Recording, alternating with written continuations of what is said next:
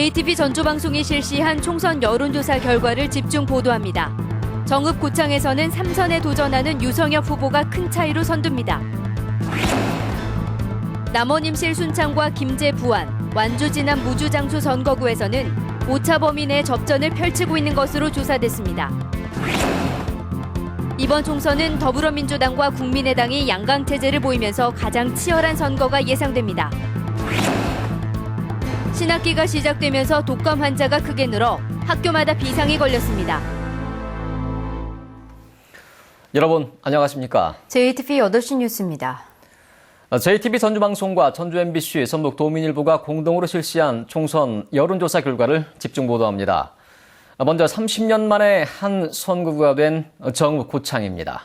정읍은 3선에 도전하는 유성엽 후보가 나머지 3명을 크게 앞서고 있습니다. 송창용 기자입니다.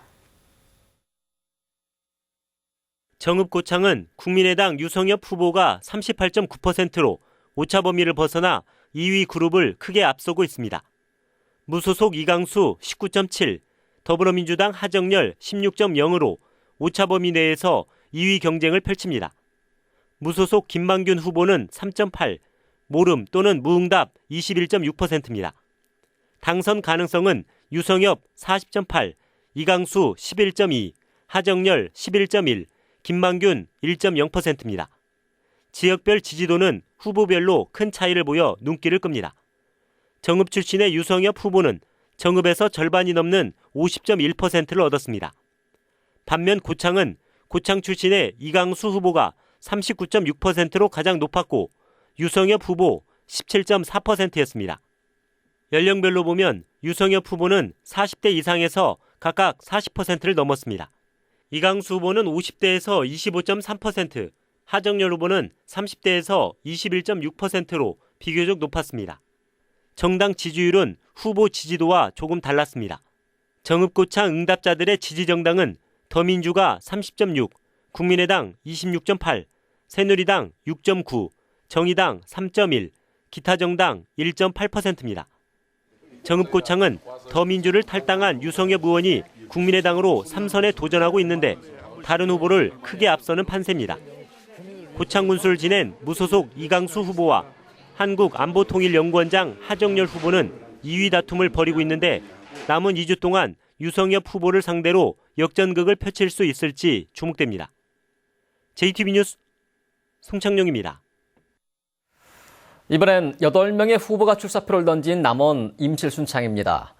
현역 의원인 무소속 강동원 후보와 국민의당 이용호 후보가 오차 범위 내에서 치열한 접전을 펼치고 있습니다.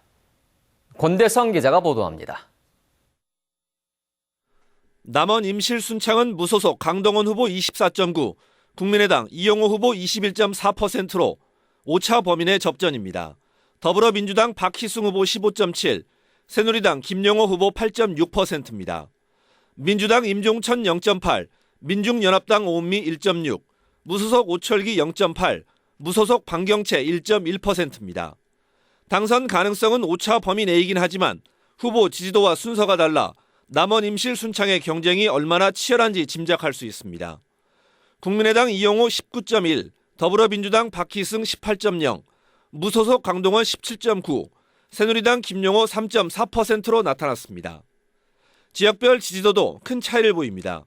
남원은 강동원 후보가 32.3%로 앞서지만 임실은 이용호 후보가 29.5로 가장 높고 순창은 강동원 후보와 이용호 후보가 오차 범위 내 접전입니다. 연령별은 강동원 후보가 19세에서 29세까지 38.2%의 높은 지지도를 받고 있고 이용호 후보는 50대에서 37.4%로 높습니다. 정당 지지율은 더민주가 25.6, 국민의당 21.9, 새누리당 9.9, 정의당 3.2, 기타 정당 3.8%입니다. 남원 임실 순창은 재선에 도전하는 무소속 강동원 후보와 첫 금배지를 노리는 국민의당 이용호 후보가 접전이라 25.1%로 나타난 부동층이 승패를 좌우할 것으로 보입니다. JTB 뉴스 권대성입니다. 다음은 4명의 정당 후보가 출사표를 던진 김제 부안 선거구 조사 결과입니다. 국민의당과 더불어민주당 후보가 오차 범위 안에서 초박빙 접전을 벌이고 있는 것으로 조사됐습니다. 정윤성 앵커가 정리했습니다.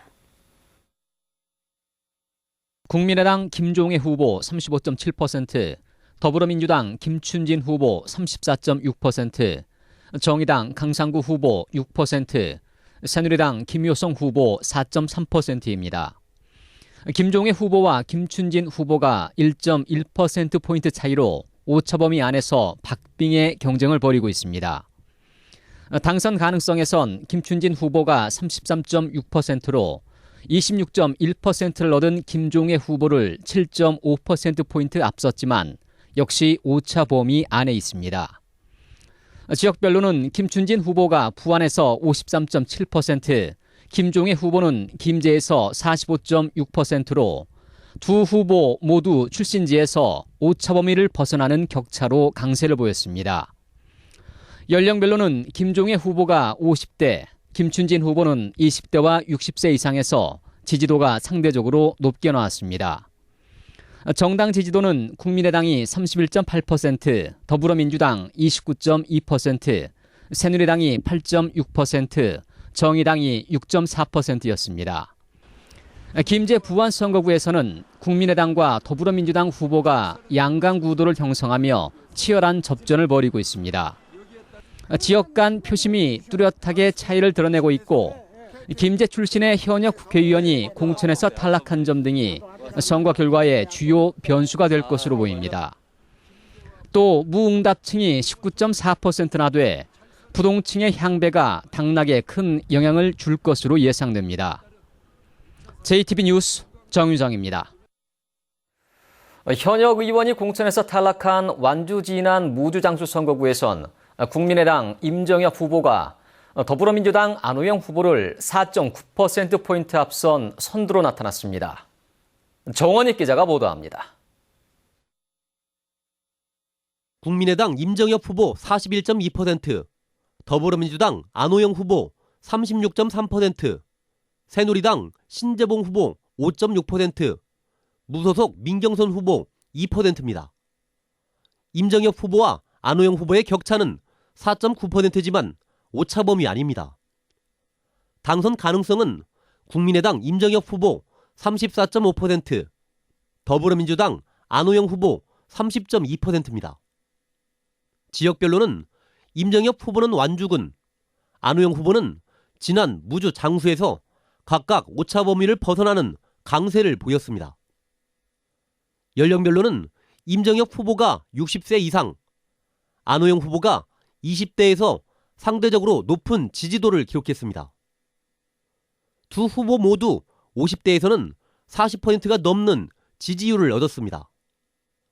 정당 지지도는 더불어민주당이 34.3%, 국민의당 31.1%, 새누리당 8.6%, 정의당 5.6%를 기록했습니다. 국민의당 임정혁 후보와 더불어민주당 안호영 후보는 정당 지지도보다 높은 지지율을 얻고 있고 모두 치열한 당내 경선을 뚫고 본선에 진출해 선거 막판까지 접전이 예상됩니다. 완주, 진안, 무주, 장수 선거구에서는 후보자들의 출신지별로 지지도가 큰 차이를 보여 소지역주의를 뛰어넘는 득표율을 올리는 것이 당락의 관건이 될 것으로 보입니다. JTB 뉴스 정원익입니다. 이번 총선 여론조사 결과 더민주 2곳, 국민의당 3곳이 크게 앞서고 나머지 5곳은 오차 범위 내 혼전으로 조사됐습니다. 1988년 소선거구제 도입 이후 가장 치열한 선거가 예상되고 있습니다. 김철 기자입니다. 이번 여론조사 결과 더불어민주당은 전주시갑 김윤덕 후보와 익산시갑 이춘석 후보가 오차 범위를 벗어난 선두입니다. 국민의당은 군산 김관영, 익산을 조배숙, 정읍고창 유성혁 후보가 오차 범위를 벗어난 1위입니다. 더민주 2곳, 국민의당은 3곳에서 크게 앞서고 나머지 5곳은 오차 범위 내 혼전입니다. 10개 선거구의 평균 정당 지지율은 더민주 32.5, 국민의당 28.7, 새누리 9.6, 정의당 5.6%로 더민주와 국민의당이 양강 체제를 보이고 있습니다. 새누리당의 지역구 당선 여부도 관심을 끌고 있습니다. 전주울 정운천 후보는 지난 15대 총선에서 신한국당 강현옥 후보가 당선된 데 이어 전북의 여당 후보로는 20년 만에 여의도 입성을 노립니다. 1988년 소선거구제 도입 이후 매번 더민주의 독주가 이어졌지만 이번 총선은 28년 만에 가장 치열한 선거가 예상됩니다. 지금까지 전북에서 치열한 접전을 벌이는 선거구가 많지 않았었기 때문에 이번 선거는 한 치 앞을 내다볼 수 없는 투표 당일이 돼봐야 할 것 같습니다. 이번 지역구 가상대결 여론조사는 JTB와 전주 MBC, 전북 도민일보가 코리아 리서치에 의뢰해 실시했습니다. 자세한 사항은 중앙선거여론조사 공정심의위원회 홈페이지를 통해 확인할 수 있습니다. JTB 뉴스 김철우입니다. 2023 세계 잼버리 대회를 새만금에 유치하기 위한 활동이 정부로부터 국제 행사로 공식 승인을 받았습니다. 전라북도는 기획재정부가 2023 세계 잼버리 대회 새만금 유치권을 국제 행사로 공식 승인해 앞으로 정부의 지원과 협조를 이끌어낼 수 있게 됐다고 밝혔습니다. 전라북도는 세계 잼버리 대회 유치 사업비의 일부를 국가 예산으로 충당하기 위해 행정력을 집중하기로 했습니다. 새학기가 시작되면서 각급 학교마다 독감 환자가 크게 늘고 있습니다. 이번 독감은 다음 달까지 유행할 것으로 예상됩니다. 조창현 기자가 보도합니다. 전주의 한 중학교 2학년 교실. 군데군데 빈자리가 눈에 띄는데 모두 독감으로 결석한 자리입니다. 이달 들어 이 학교에서만 20명이 넘는 독감 환자가 발생했습니다. 학생들에게 마스크를 쓰게 하고 손 소독제를 사용해도 독감의 기세는 수그러들지 않고 있습니다. 매일 학생들의 건강 상태를 체크하고 독감 환자는 학교를 쉬게 하는 등 격리 조치시키고 있습니다. 학교에서는 일단 아이들이 보건실에 오게 되면 체온이 38도 이상이면 체온 체크해서 바로 학부모님 연계해서 병원에 갈 수 있도록 지도하고 있습니다. 학교마다 신학기 집단 생활이 이루어지면서 독감 환자가 크게 늘고 있습니다. 3월 둘째 주 199명이던 학생 독감 환자는 2주 만에 6배가 많은 1,200명을 넘었습니다. 면역력이 낮은 초중학생의 발생 비율이 매우 높게 나타났습니다. 올해 독감은 고열에 심한 근육통을 동반하는 특징을 가지고 있으며 지난달 A형에 이어 최근 B형 독감까지 유행하고 있습니다. 독감은 전염력이 강한 바이러스성 질병이어서 예방이 무엇보다 중요합니다. 전통적으로 손을 막는 건데 이것은 또 손을 통해서 다른 사람 전파시킬 수 있기 때문에 이 소매로 이렇게 기침하는 것도 중요합니다. 이런 것들을 전반적으로 학교 차원에서 교육하고 일교차가 큰 날씨로 독감 확산세는 다음 달까지 이어질 것으로 예상돼 일선 학교와 교육당국은 촉각을 곤두세우고 있습니다. JTB 뉴스 조창현입니다. 전북대병원과 원광대병원 그리고 안전성평가연구소가 참여한 컨소시엄이 보건복지부의 호흡기 질환 유효성 평가센터로 선정됐습니다. 호흡기 질환 유효성 평가센터는 새로운 호흡기 질환 신약을 개발하기 위해 신약 후보 물질의 효능과 원리 등을 동물 실험으로 검증하는 역할을 하게 됩니다. 전주시와 김제시, 완주군, 진안군, 장수군 등 5개 시군이 다음 달 1일부터 대학생 학자금 대출 이자 지원 신청을 받습니다. 지원 신청은 해당 시군을 직접 방문하거나 인터넷 홈페이지를 통해 할 수 있으며 지원 대상은 시군별 이자 지원 심의위원회를 거쳐 오는 6월쯤 선발합니다.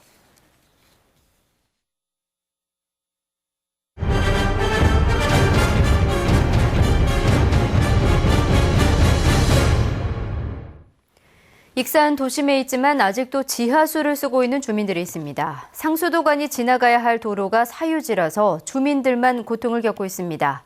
민원 현장 하원호 기자입니다. 익산 도심에 있는 이 마을은 수십 년 전 공원지역으로 묶여 개발이 엄격하게 제한되어 왔습니다. 더 큰 문제는 이 마을에 아직까지 상수도 공급이 이루어지지 않고 있다는 점입니다. 20여 가구의 주민들은 수돗물 대신 지하수를 쓰고 있는데 불편한 게 한두 가지가 아닙니다. 시대가 높기 때문에 물이 잘 안 나오고 물을 항상 끓여 먹여야 하고 모터를 1년에 한두 번씩 바꿔줘야 하는 것이 제일 불편합니다. 물이 안 나와서 그냥 세수만 하고 출근하고요. 빨래는 모아서 하는 편이고. 식수로도 쓰기 어려우세요? 예, 식수는 부적합해요. 물이 뿌연하기도 하고 벌레 같은 게 나오기도 해요. 도로에 상수도관만 묻으면 간단하게 해결될 문제지만 도로는 모두 사유지입니다. 땅 주인 6명 가운데 5명이 수도관 매설에 동의했지만 도로 초입에 있는 땅 주인이 반대하고 있습니다. 주민들은 사유지라 하더라도 수십 년간 도로로 사용해온 만큼 적극적인 해결책을 바라고 있지만 익산시는 어렵다는 입장입니다. 도로로 사용하고 있는 땅이기 때문에 시에서 이건 직권으로라도 해서 수도를 좀 깔아서 주민들의 불편을 좀 해소해 줬으면 좋겠습니다. 사유지로 상수관이 들어가는 경우에 보상 내지는 이사를 갖다 해달라는 그런 민원이 많이 있거든요. 토지 사용 승낙도 이런 부분이 이제 산행이 돼야. 시가 나서 땅 주인을 설득하거나 도로로 쓰고 있는 사유지를 매입하는 등 적극적인 대책이 필요합니다. JTB 뉴스 하원호입니다. 다음 달 28일 개막하는 제17회 전주국제영화제에는 역대 최다인 45개국 211편의 영화가 상영됩니다. 개막작은 트럼펫 연주자 팻 베이커의 이야기를 다룬 로브레 비두로 감독의 영화 본투비 블루가 선정됐습니다. 전주국제영화제 조직위원회는 영화의 거리에 야외 상영장을 설치하는 등 지난해 3곳으로 분산된 축제 공간을 영화의 거리에 집중시켜 관객들의 불편을 줄일 계획입니다. 익산 국가식품 클러스터의 베트남 식품기업 GC푸드가 외국인 투자 신고를 냈습니다. 외국인 투자 신고는 투자와 입주를 확정하는 것으로 해외 기업으로는 7번째입니다. 베트남 GC푸드는 국가식품 클러스터의 커피와 홍삼, 알로에 등을 활용한 건강기능식품 제조 공장을 건설할 계획입니다. 신용보증기금 호남본부가 올해 전북기업의 수출과 창업을 돕기 위해 4,800억 원의 보증을 지원하기로 했습니다. 신용보증기금은 전북의 수출기업에 1,653억 원, 5년 미만의 창업기업에 3,215억 원 등 모두 4,868억 원의 보증을 지원한다고 밝혔습니다. 올해 보증 규모는 지난해보다 수출기업 분야에서는 472억 원, 창업기업 분야에서는 439억 원 늘어났습니다. 전주시가 한옥마을 전체를 금연구역으로 지정합니다. 전주시는 은행로와 태조로 등 9곳의 한옥마을 거리를 금연구역으로 지정한 가운데 다음 달부터 사유지를 제외한 한옥마을 전체를 금연구역으로 지정한다고 밝혔습니다. 전주시는 석 달간 계도 기간을 거쳐 오는 7월부터는 담배를 피다 적발되면 과태료 5만 원을 부과하기로 했습니다. 한 경찰서에서 경찰서장 아들의 결혼식 참석 여부를 독려하는 전화를 돌렸다는 제보가 올라와 물의를 빚고 있습니다. 페이스북 경찰 인권센터 계정에 익명의 제보자가 전북의 한 경찰서 경무과에서 서장 아들 결혼식 참석을 독려하는 전화를 부서마다 돌렸다는 글이 올라왔습니다. 해당 경찰서 경무과장은 서울에서 결혼식이 열리기 때문에 버스를 빌리기 위해 인원을 파악하려던 것이었다고 해명했습니다. 전북경찰청 감찰계는 자세한 경위를 조사하고 있습니다. 전북은 오늘 완주 23.1도, 전주 21.6도 등 대부분 20도를 웃돌았습니다. 밤부터는 서해안을 중심으로 짙은 안개가 끼는 곳이 많겠습니다.